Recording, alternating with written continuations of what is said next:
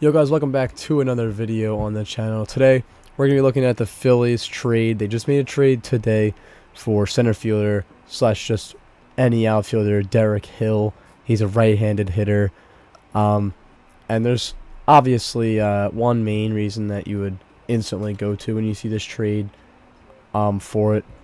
And that's Adolis Garcia with that throw we saw yesterday. I'm going to pop it up on the screen really quickly. Obviously, Adolis Garcia hurt something in his arm.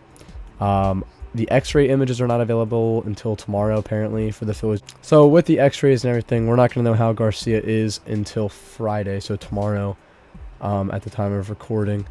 So, I mean, I'm not 100% sure if this trade was made because Garcia is going to go down on the IL, or if it's just because the Phillies have absolutely no outfield depth.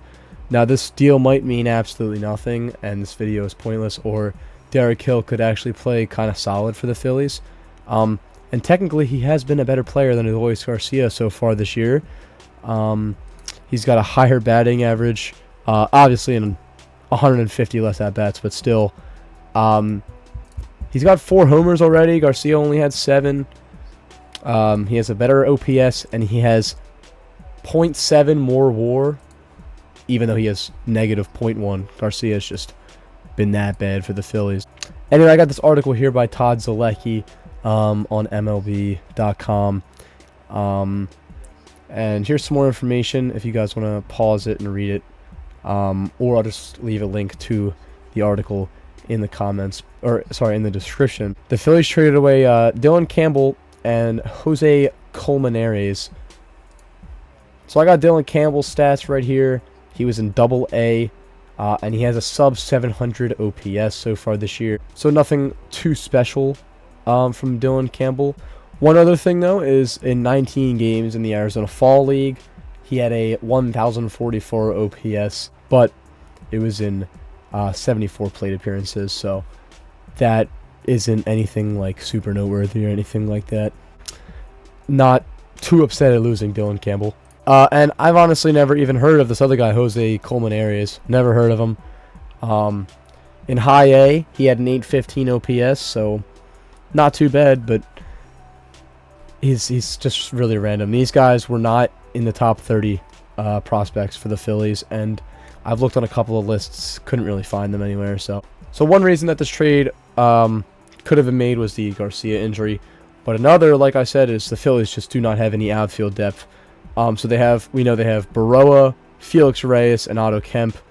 Those 3 guys have played a bit this year, but none of them have really been that good. They also have Brian De La Cruz in AAA, and I wanted to look if they have any other outfield prospects in AAA. They got Gabriel Rincones, but he had a back injury, I believe, earlier this year, so he's been on the shelf a lot. And then I'm scrolling through, and I really just do not see anybody. Keaton Anthony has climbed the board a bit, but he is a first baseman. I do really like Keaton Anthony, though. I hope they give him a shot at some point. But yeah, there really isn't anybody that the Phillies have outfield-wise for depth. So I have a little bit more about Derek Hill if you guys want to know a little bit more about him. His cousin is actually Darryl Strawberry, which is pretty cool. So this is a little bit more of like the teams that he's been on. He was a Tiger in 2020, but he didn't really play that much, mostly because of COVID. In 2021, he played a little bit more for the Tigers. He hit 259, he had 3 home runs, 14 RBIs. He played in 49 games, and he had an OPS plus of 95, so a round average, slightly below. But in 2022, he only had 31 games played. He had 83 at-bats. He went to the Nationals in 2023. He played 13 games with them. And then also the Seattle Mariners. I think in between that, yeah, he was on the Mariners in between that, it looks like, in between the Nationals and Tigers. Then he signed with the Rangers before 2024. The Rangers had a lot of other young outfielders heading into that season, so he was more of a minor league signing. He actually played pretty well in the minors. He had a 5-game stay with the Rangers. He only had 9 at-bats, though. He had 2 hits. Then again on June 26th, Derek Hill came up. He had 4 home runs. He was a former first-round pick, so he has a little bit of potential, you have to imagine. He's 6'2", 195, and he has a right-handed bat. So it's like, it's gonna be exactly like having Felix Reyes come up and play in the outfield, or I wouldn't say like Otto Kemp, he's a little bit better. Just somebody like Felix Reyes, Stuart Baroa. If you remember from last year, Cal Stevenson. If you remember from last year, Cal Stevenson got a little bit of playing time as well. So he's going to be kind of a little bit like that. He just has a little bit more experience with other teams and everything like that.